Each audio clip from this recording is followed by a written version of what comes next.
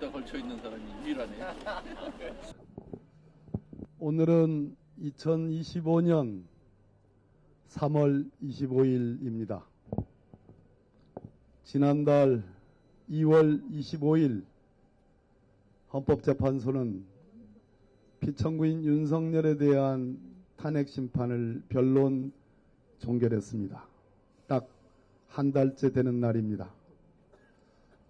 2024년 12월 14일 국회가 압도적 다수로 윤석열 피청구인에 대한 탄핵소추 의결을 했습니다. 100일이 넘었습니다. 저는 오늘 8분의, 특히 그 중에서 3분의 헌법재판관님들께 희망 고문을 하려 합니다. 정영식 재판관님, 재판관께서는 이 역사적인 현직 대통령에 대한 탄핵 심판 사건의 주심 재판관이십니다. 2차례의 변론 기일과 11차례의 2차례의 준비 기일과 11차례의 변론 기일을 정영식 재판관께서 쟁점 정리와 사건의 진행을 맡아왔습니다. 한덕수 국무총리에 대한 탄핵소추안은 단 한 차례 변론 기일을 열었을 뿐입니다.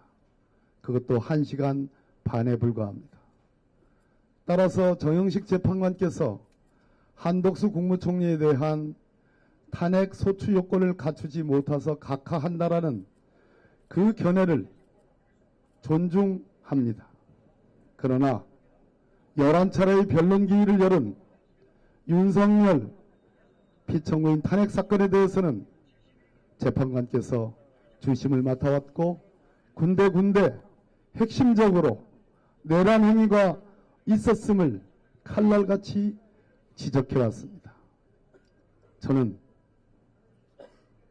당신께서 정리하신 그 쟁점에 따라 절대로 이번 한덕수 판결처럼 윤석열 판결에 대해서 각하설에 서지 않을 것을 확실합니다. 그 이유는 방금 설명드렸습니다. 조한창 재판관님께도 같은 논리로 말씀드렸습니다. 김복형 재판관님, 재판관이 되신 지 얼마 되지 않으셨습니다. 적어도 국회의장, 의원식 국회의장님께서 한덕수 국무총리에 대한 탄핵소추 요건은 151명으로 족하다는 그 판단에 대해서 우리 김복형 재판관께서 동의해 주셨습니다. 8분 중에 6분이 탄핵소추 요건을 갖춰서 본안 판단으로 나아가서 일치된 의견을 보여주셨습니다. 저는 이 6분의 이번 한덕수 탄핵소추에 대한 기각결정에 대해서는 참으로 유감이지만 6분의 재판관들의 적어도 본안 판단을 한 그 점에 대해서 높이 평가하고 희망을 가져봅니다. 김복형 재판관님, 기각 의견을 이렇게 썼습니다.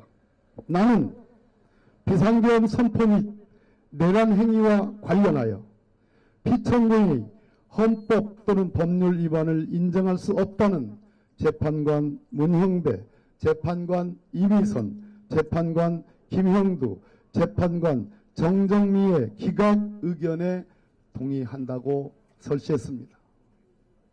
정말로 주목할 대목이라고 생각합니다. 저는 이것을 이렇게 해석합니다. 윤석열에 의한 12.3 내란 행위는 있었지만 그 내란 행위에 한덕수 국무총리가 대행이 가담했는지에 대해서는 증거가 있지 않다. 즉 내란 행위에 대한 판단을 하셨습니다. 저는 김복형 재판관께서 11차례의 변론 기일 동안 보고 들은, 국민이 보고 들었던 그 생생한 차고 넘치는 탄핵 파면의 증거들을 김복형 재판관께서 인정할 것으로 생각합니다. 마지막으로 우리 헌법재판관님들은 과거에 헌재 판례에서 인정했던 민주적 정당성이라는 표현을 이번 한덕수 탄핵소추 의결에서 기각 결정에서 또 쓰셨습니다. 대통령과 국회의원만이 갖는 민주적 정당성입니다. 따라서 민주적 정당성 있는 직분은 그만큼 권한도 크지만 책임도 큽니다.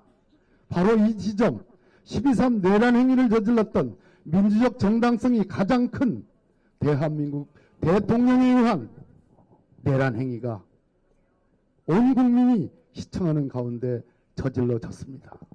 이 점에 대해서 8분의 재판관님 모두가 의견이 일치할 것으로 저는 강한 확신을 갖고 있습니다.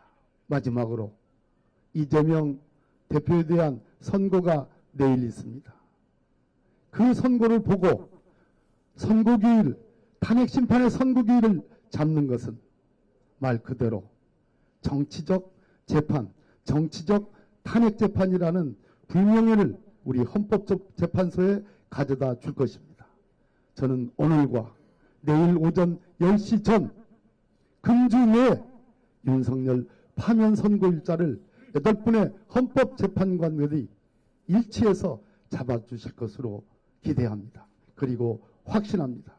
국민의 여망, 1987년 헌법에 헌법 수호와 기본권 보장기관으로서 기능했던 헌법재판소에 대한 국민의 마지막 기대를 허물지 말아주시기를 진심으로 탄원드립니다. 이상입니다.